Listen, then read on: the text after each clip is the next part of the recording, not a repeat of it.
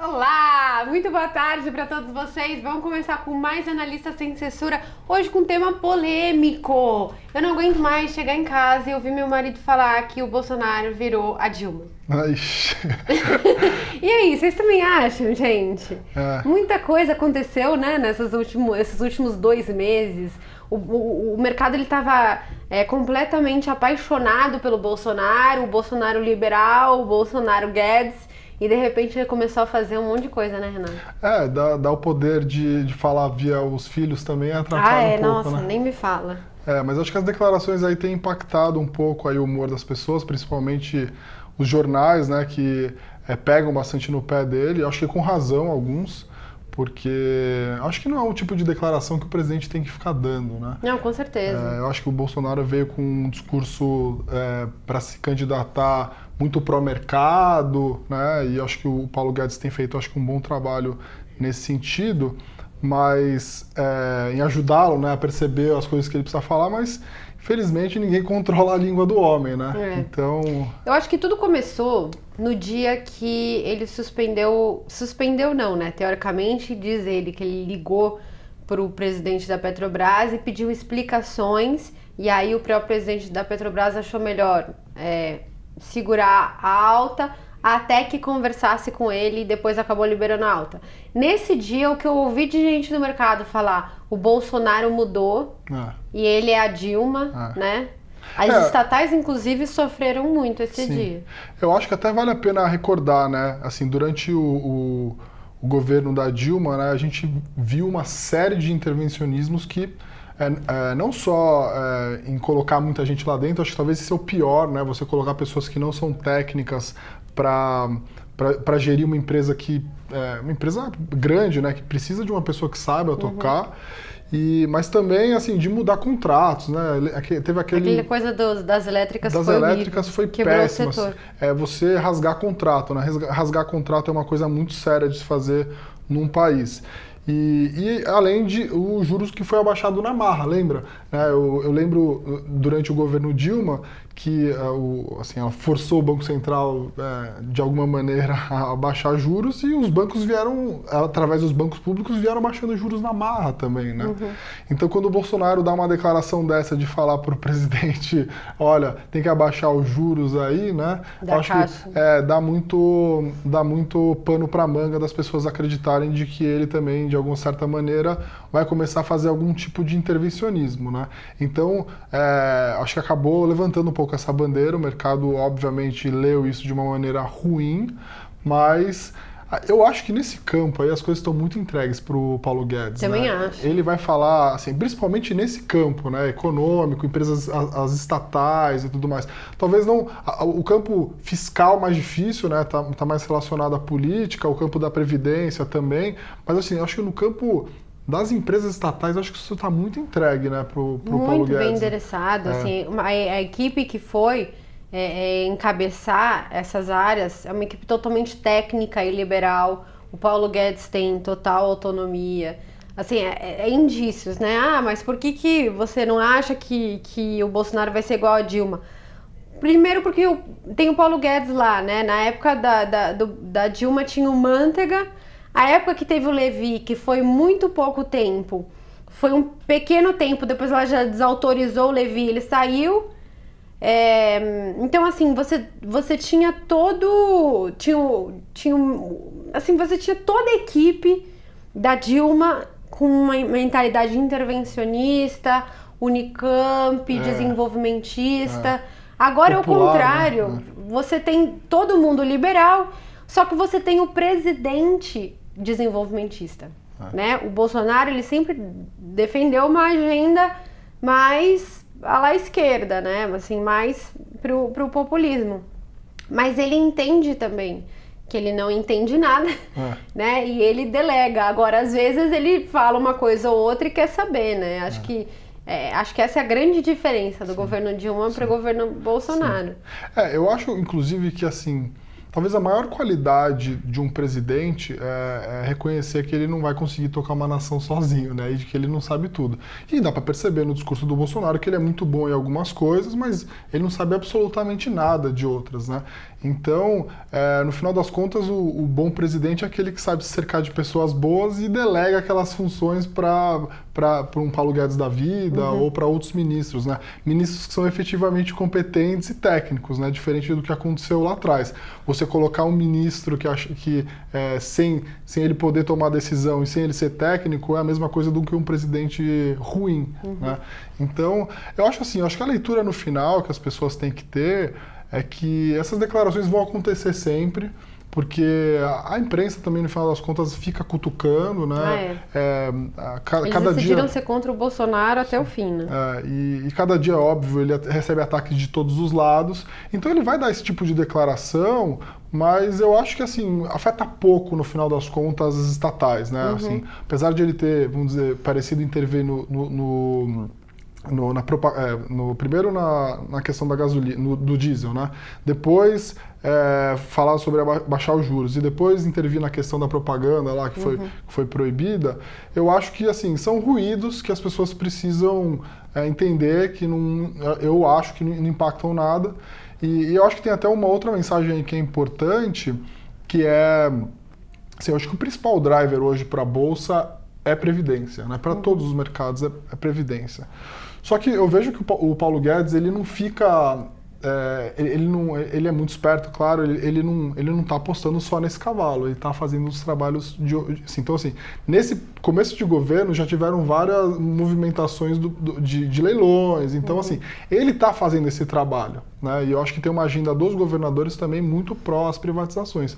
Então a gente pode ver, vamos dizer assim, uma bolsa meio xoxa, porque a reforma da Previdência começa a ficar mais longe, mais demorada, mais para o final do ano, mas ao mesmo tempo você pode ter um movimento muito forte nas estatais, né? Porque eu acho que esse movimento está rolando em paralelo. Então, pode ser que aconteça alguma coisa já o ano que vem, por exemplo.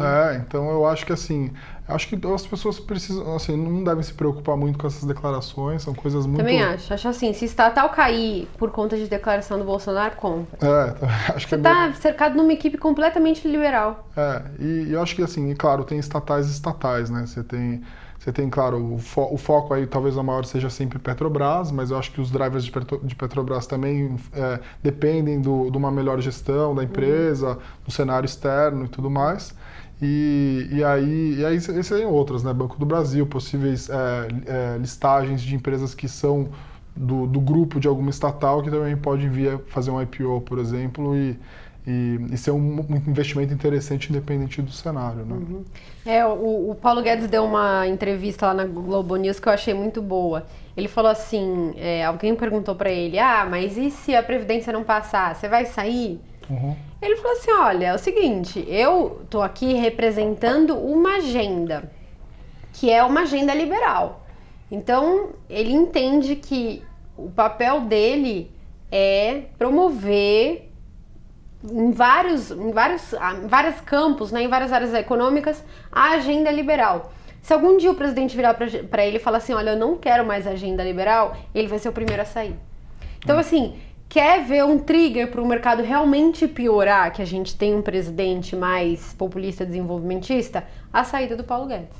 Ele vai ser o primeiro a falar assim, tá bom, não quer uma agenda liberal, não tem problema nenhum, eu tô fora porque eu represento uma agenda, ele não representa uma pessoa, né? Ele não quer poder, sei lá o quê. Ele tem uma agenda que ele quer promover e caso essa agenda não seja a mesma que o presidente ou que, enfim, o Congresso queira, ele vai fazer outra coisa. Ele deixou bem claro isso, né? Não, e eu acho que a leitura que é engraçada, às vezes as pessoas falam, né? Porque ele fala, eu espero ter 1 trilhão de economias com a reforma da Previdência. Eu espero ter arrecadar não sei quantos bilhões em privatizações. Já tem 1 ou 2 engatilhadas, já fizemos alguns leilões e tudo mais. Tudo isso... ele já pensou nos possíveis nãos, né? Então, assim, se sair a 600, óbvio que não é o melhor. E ele mesmo disse, ele falou, olha, 600 resolve o problema desse governo, vai resolver o problema do próximo. As privatizações, eu acho que tem várias engatilhadas aí que o negócio, que pode fazer com que, né, a gente ganhe aí tração para a economia e tudo mais. Mas se não sair todas, eu também fico razoavelmente tranquilo com o que já está mais engatado. Então, assim, ele é um cara esperto, né? Então ele não tá, obviamente, ele sabe das dificuldades de aprovar tudo de uma vez só, então, assim, ele vai trabalhar com as possibilidades e com o que está mais à mão. Então, acho que esse negócio das estatais pode rolar, independente do ter uma previdência, por exemplo, que é, vamos dizer, o que onde todo mundo está mais olhando para a Bolsa, né? Falar, previdência, previdência. Mas, ao mesmo tempo, acho que tem uma equipe econômica muito qualificada que está olhando aí privatização e pode rolar. Com certeza. Mas eu acho que se eu fosse governo, eu deixaria para privatizar as empresas depois, né? Porque a bolsa vai subir tanto. Mas foi o que o Zema até falou. Foi o que o Zema até falou de CEMIG, né? Ele falou num evento, ele falou, olha, a gente quer arrumar a casa para depois vender. Mais caro, com certeza. Mas ele falou, se alguém quiser pagar por isso, né, porque sabe que tem valor ali dentro e quiser arrumar também, a gente não tem nenhum problema em vender, né? Então acho que isso é muito legal, porque a gente tem hoje, assim, com essa renovação, a gente conseguiu trazer gente muito boa, né, desse calibre, então, com essa cabeça, o que era impossível, né? Ele mesmo falou assim, a CEMIG eles foram ver lá dentro, era um cabide de empregos, assim, gigantesco, horroroso. Então, qualquer coisa que você consegue mudar, você gera um valor gigantesco pro negócio, né? Com certeza. Imagina os Correios, né? O Weber tá dizendo assim, eu particularmente não invisto em estatais. O foco mesmo é mudar o sistema previdenciário do país. Literalmente não funciona. Eu acho que, assim, eu entendo ele no passado não investir em estatais. Mas agora é a hora das estatais, né? Sim. Eu até escrevi uma vez sobre isso, né? A gente que investe em bolsa e é analista há muito tempo, a gente cria alguns vícios, né? Então, assim, eu não invisto em empresa de commodities, eu não invisto em eu não invisto em estatais, eu não invisto em empresas que o controlador tenha um problema, isso, aquilo. Tem gerência política. Eu não invisto em empresas sei lá, que tem margem muito baixa e tudo mais. A gente vai criando tantos vícios, né? Porque, vamos dizer assim, o Value Investing puro fala, olha, você não deve investir nisso ou naquilo, que você vai restringindo. E, na verdade, assim, na Bolsa Brasileira, você não pode se restringir a nada, porque você tem 350 empresas listadas. Se você ficar nessa história de, tipo, eu não invisto nisso, naquilo, aqui não sobra nada. Não sobra nada. E tem muita gente boa que sabe investir em estatais, sabe pesar os riscos, né? Eu acho, inclusive, que é muito mais provável que um gestor, né, saiba investir numa empresa como essa, saiba calcular quais são os principais drivers para uma empresa dessa, do que propriamente uma pessoa que às vezes acha que conhece melhor aquela empresa porque ser uma empresa conhecida. Então, assim, é claro que ele pode escolher não investir em estatais, mas assim, eu mesmo já me vi falando muito dessas profecias, e eu acho que para a Bolsa Brasileira isso não pode ser aplicado. Com eu acho que tudo tem momentum também, né? Assim, tem a hora, às vezes, assim, pô, você veio de 14 anos de um governo desenvolvimentista que fazia das estatais promotor de crescimento e cabide de emprego. De repente, você shifta do nada para um governo liberal. Então, assim, quando você quer investir nas estatais? Quando a economia está virando e quando o governo está shiftando de populista para liberal. Então, assim, se tem alguma hora que é o momento das estatais, é agora. Então, assim, claro, faz sentido que você não tenha investido nas estatais no passado, mas eu acho que agora é um bom momento para você repensar. Dali a pouco, as estatais vão estar muito puxadas, vamos supor, porque teve um monte de privatização, então tá todo mundo achando que vai ter privatização em todo lugar. Aí você sai das estatais e começa a montar a sua posição em small caps. Não sei, entendeu? Você vai... eu só acho que, assim, eu tenho conversado também com vários gestores de bolsa, né? E mesmo aqueles que lá atrás tinham essa impressão a respeito da Bolsa Brasileira, eles tiveram que se reinventar, né? Ou seja, eu gostava só de investir em small e mid caps. Você tem muito pouca opção, né, de small e mid caps, assim, para um gestor que gere bilhões. Então, ele precisa olhar para tudo. Não dá para você falar, eu não gosto disso, não gosto daquilo. Você precisa investir um pouco de tudo. E eu acho que tem muita gente boa fazendo isso, assim. Eu acho que a única coisa que você não pode fazer é simplesmente, assim, eu vou fazer um basket de estatais, porque eu acho que vão ser todas privatizadas. Eu acho que tem empresa boa e ruim, e tem empresas que são mais prováveis de ser privatizadas ou não. Sendo que isso, às vezes, pode impactar, pode já estar muito precificada já no valor da ação, né? Então, assim, tem que tomar cuidado em fazer uma associação tão simples assim. Você acha que tem algum fundo do que você tem conversado com os gestores? Você acha que tem algum fundo mais focado nesse case de mudança das estatais, privatizações, investimento em infraestrutura, alguma coisa bem ligada a isso? Olha, assim, da mesma maneira que os fundos não estão se restringindo mais a não fazer nada, tipo, a não deixar de investir em coisas porque antigamente eram muito ruins, né? Eles também não procuram temas, eles procuram empresas. Então, assim, o que tem me surpreendido hoje, que fundos que são bastante conhecidos, e caso de Alaska, Molt e até assim, Apex, eles estão investindo em empresas assim, bem líquidas e assim, nomes bastante conhecidos, o que vai contra um pouco, né, na nossa cabeça de achar que você precisa sair das empresas que todo mundo conhece, mais óbvias, né? Mas eu acho que eles veem tanto valor, acham que ainda dá para apostar nesse ciclo de crescimento, principalmente empresas ligadas a commodities também, né? Petrobras, eu vejo muito Petrobras, Vale, Klabin, Suzano, Petro, falei? Então, e empresas ligadas ao consumo também.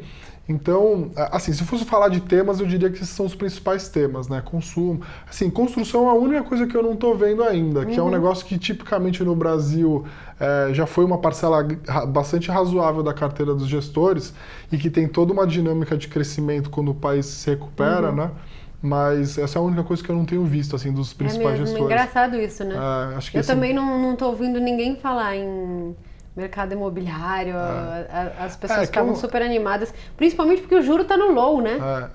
É engraçado, porque lá atrás esse efeito já aconteceu, né? Porque quando o juro caiu lá atrás, né, na força, o crédito imobiliário caiu também muito. Acho que hoje o juro caiu muito, mas a taxa de juros do crédito imobiliário ainda não caiu tanto, né? Não.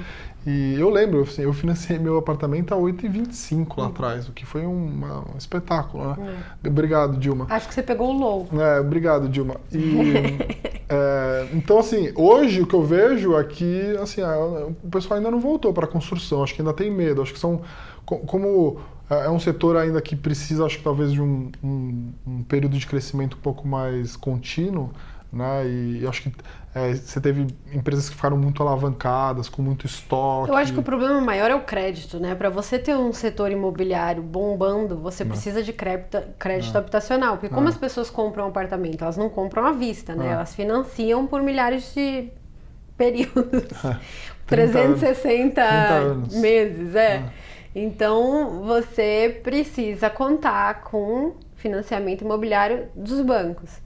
Os bancos estatais, esquece, eles estão super alavancados, querendo se desalavancar e não estão com espaço de Basileia nenhum. Ao contrário, eles estão reduzindo o espaço de Basileia.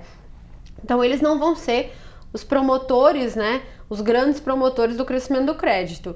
E bancos como Bradesco, Itaú, enfim, sempre quando eles dão um guidance assim, de crescimento muito pequeno, porque eles morrem de medo. É tipo assim, cachorro mordido por cobra tem medo de salsicha, né?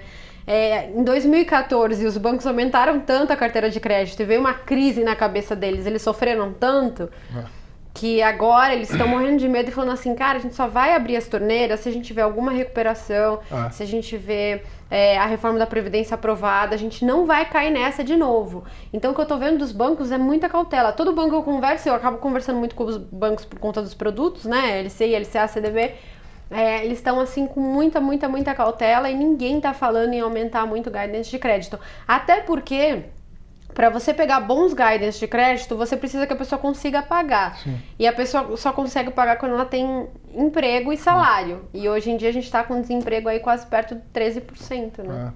Saiu até hoje dados de desemprego, caíram de 12,7, se não me engano, ou 12,9 para 12,7. Uma queda assim ínfima. Ainda pequena, né? Eu lembro que a farra do crédito foi tão grande que tinha cara assim, financiando casa na Boa Vista, eu juro, com crédito da Caixa. Eu falava, porra, não, foi uma festa mesmo. Crédito na Boa Vista, comprar uma casa na Boa Vista com crédito da Caixa, assim, eu falei, aí a farra chegou mesmo, né? É mesmo. Não, eu lembro também, todo mundo tava financiando apartamento, o pessoal tomando apartamento pra cima, tudo financiado. Foi muito... Bom, a Priscila tá achando engraçado que eu falei cachorro mordido por cobra tem medo de salsicha. Mas o mercado é meio assim, né, aqui no Brasil, né? A gente já tomou alguns sustos, né? E eu acho que tem uma coisa que a gente, assim, quem apanha nunca esquece, né? Então, eu acho que aqui, assim, o mercado já apanhou de vários setores, de vários tipos de empresa. Setor imobiliário, então. E o setor imobiliário também tá cheio de estoque, né?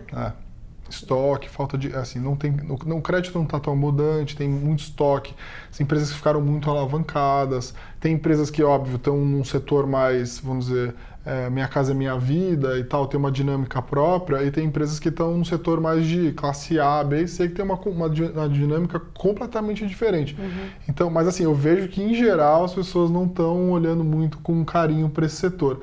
Eu vejo muitos gestores falando de ainda ciclo de commodities, então empresas dolarizadas, ainda com alavancagem operacional muito forte, né? Empresas que fizeram lição de casa e estão surfando aí o preço, ainda esse dólar ainda alto. Mas vejo o consumo interno. O pessoal falando muito de consumo interno, acho que o pessoal ainda gosta de bancos, tá trocando um banco pelo outro, né? Itaú já foi queridinho, agora eu vejo o pessoal falando mais de Banco do Brasil e Bradesco, mas eu acho que esses são os principais cases aí para bolsa, assim. Além de casos específicos, né? Você tem empresas que ainda são queridinhas do mercado, mas que são cases específicos aí de setores. Então. O Luiz Rogério Carvalho pergunta se FIIs não está em um bom momento. Assim, vou ser bastante sincero, não tenho acompanhado muito o setor e, assim, a gente aqui tem uma discussão longa, eu e a Marília, sobre a questão do investimento em FIIs como um todo. Assim, como um instrumento de renda, eu acho que é um produto legal, porque de diferente, assim, o brasileiro, ele tinha muito essa ideia de comprar o imóvel como o principal investimento, né, e às vezes comprava imóvel na planta para fazer aquele giro e tudo mais.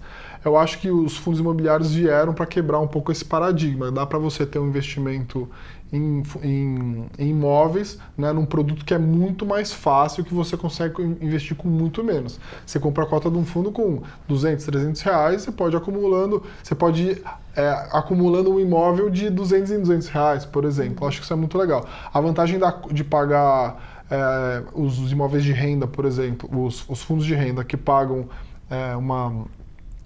pagam dividendo mensal, também é uma maneira legal para quem quer ter um investimento, um rendimento recorrente. Agora, assim, é uma coisa que a gente precisa estudar caso a caso. Eu não consigo te dizer assim, se é um bom momento para FIIs como um todo. Acho que, como bolsa, vai ter bons FIIs, né, de renda, ou sei lá, que a gente fala, né, comerciais, ou de shoppings, ou de galpões, ou até de papéis, né, como a Marília olha bastante, né? Mas acho que tem que analisar caso a caso. Como instrumento, eu acho legal, acho que vale a pena ter uma parcela da carteira. Agora, como timing de mercado, eu não faço a menor ideia. Eu penso assim, que você está numa época de atividade fraca, de alto desemprego, então não tem ninguém querendo comprar apartamento agora, não. Então, assim, pensando nisso, eu não vejo... O único benefício que eu vejo é que você tem um juro baixíssimo, mas isso ainda não se refletiu em queda de juros de empréstimos de longo prazo. Então, assim, eu não morro de amores macroeconomicamente falando por FIIs, mas a minha principal ressalva com FIIs é que eu sei de ouvir gente que estrutura FIIs falando que tem gente que usa FIIs como alternativa para jogar um monte de imóvel lixo, porque sabe que o investidor não vai saber analisar. Então, assim, você sabe analisar o FII que você está investindo, tem que tomar muito cuidado com isso, tá? O que eles colocam lá dentro? É um bom imóvel mesmo? Ou então, às vezes, não é um imóvel específico, são pools de aluguéis, ou às vezes são, enfim, vários financiamentos. Tem que tomar cuidado, tá? Como tudo, como todo investimento. A diferença de você investir num Tesouro Selic é que você sabe exatamente o que está acontecendo. A inflação, todo mês, é divulgada publicamente para todo mundo. A atividade, todo dia a gente sabe. Produção industrial, vendas no varejo, a gente sabe tudo. Então a gente sabe exatamente o que está acontecendo com o governo. A gente vê o balanço do governo.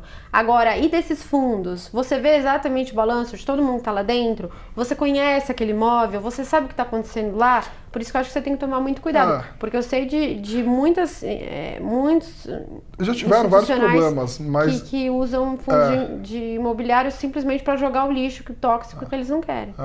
Acho que já tiveram vários problemas com fundos imobiliários, mas assim, existem bons gestores, existem gestores que fazem toda a diligência, inclusive os fundos têm que ser auditados.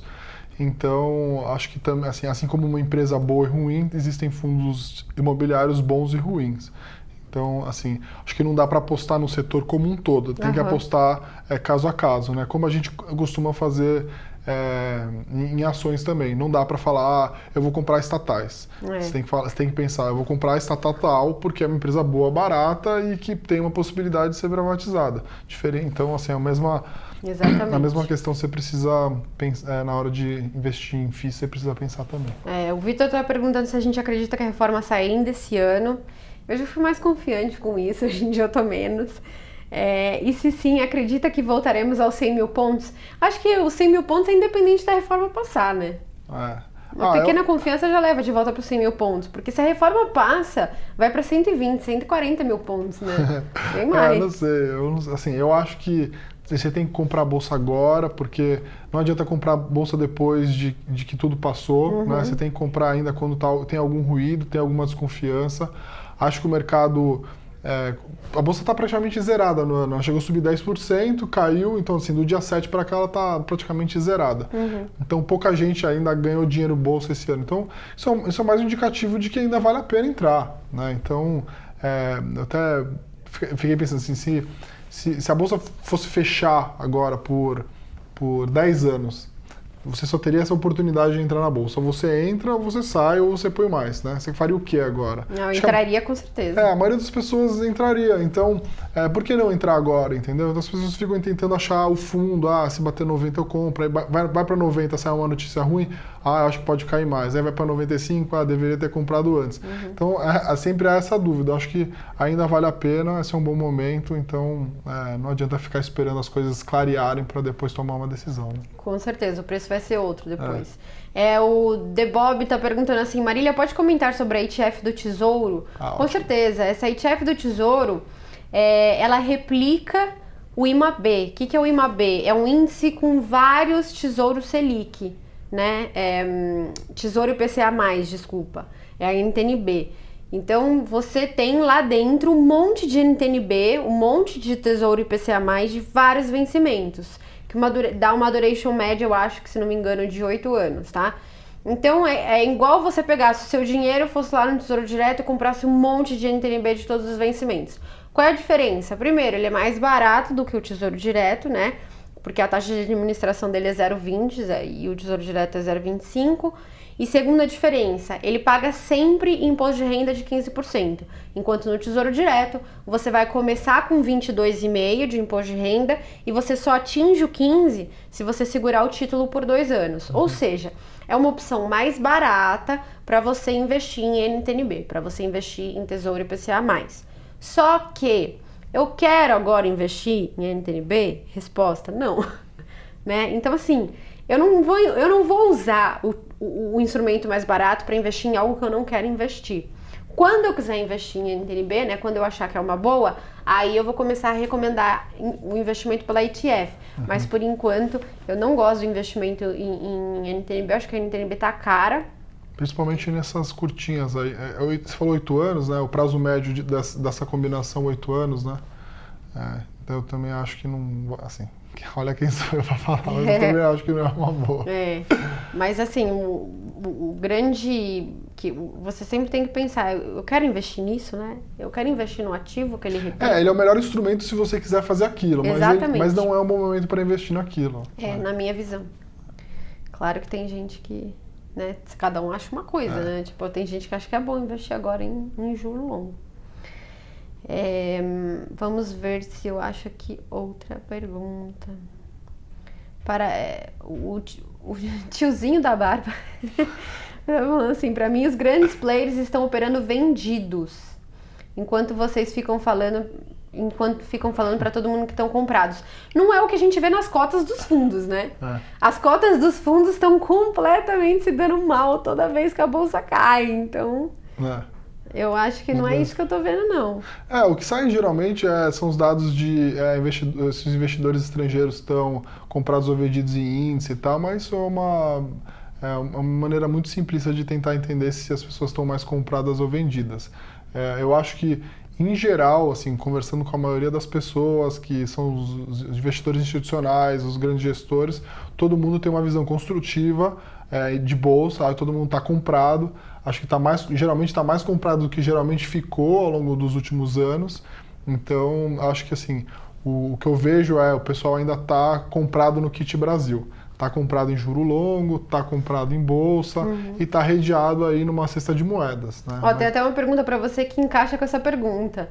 Renato, por que os fundos long bias estão em geral não rendendo tão bem esse ano? Acho que não tem um motivo assim específico para a classe de long bias, né? Para quem não sabe, long bias é um fundo de ações, né, que fica menos, ele pode ficar menos do que um fundo de ações normalmente fica comprado, que é 67%. O fundo de ações ele precisa estar 67% comprado. O long bias ele pode ficar comprado e vendido. Então ele é um pouco mais defensivo quando é preciso, né? Mas ele também pode ficar mais exposto quando ele achar que vale a pena. Eu acho que não tem nenhuma justificativa para a classe em geral. Como são fundos que investem em ações, é normal que um fundo desse não esteja performando tão bem, dado que a bolsa está caindo, né? O Figueira perguntou do Nord Dividendos, diz que a carteira recomendada não muda. Ela não muda mesmo, né? Assim, se as ações continuam boas, você não vai tirar as ações de lá. Não é um relatório de trading, tá? É um relatório de as melhores ações pagadoras de dividendos. Então, se as melhores ações pagadoras de dividendos continuam as mesmas, não tem por que você vender uma ação e comprar outra, né? Sim. A não ser que a outra fique melhor que aquela que você tem, que não é o caso, tá? Aí até alguém respondeu assim, mas é para longo prazo, exatamente. É mais e mesmo longo gestores prazo. De ações, eles têm dinâmica diferente. Tem gestor que é mais ativo e tem gestor que senta e espera, não tem jeito. Então, quando a gente recomenda os fundos de ações lá na Nord, eu procuro tentar escolher gestores que têm estilos diferentes. Uns que são mais ativos e investem em coisas mais líquidas e aqueles que compram coisas e esperam mais. Tem um perfil mais senta e espera, né? Senta e vê a grama crescer. Tem uma pergunta legal do Jaime que ele fala assim, Marília, qual é o investimento de hoje que você mais gosta? É a nossa última tese, é a que eu mais gosto. Assim, eu venho falando pra vocês, da outra vez que eu vim aqui, a gente falou da morte da renda fixa. Não é que a renda fixa morreu, obviamente, é só que ela foi tirar um sabático, porque as taxas de juros estão no nível mínimo histórico e a gente tem muito risco pela frente, por exemplo, de uma reforma da Previdência desidratada e tal. E aí a gente não consegue controlar a dívida PIB por vários anos, enfim. Então eu não gosto de juro nesse momento. E o que eu gosto? Eu gosto de bolsa. Marília, mas bolsa dá 100 mil pontos. Verdade, tem muita ação esticada já. Esses 100 mil pontos levou muita ação que era consenso, né, a ficar em múltiplos esticados. Mas qual que é a segunda pernada, né? Primeiro vem as ações consenso, as ações líquidas, aquelas que os grandes fundos, né? Os grandes fundos conseguem comprar. Os grandes fundos acabam não entrando naquelas pequenininhas, porque eles têm muito dinheiro e qualquer entrada que eles fizerem vai subir muito o preço da ação, né? Por conta do volume que eles conseguem investir.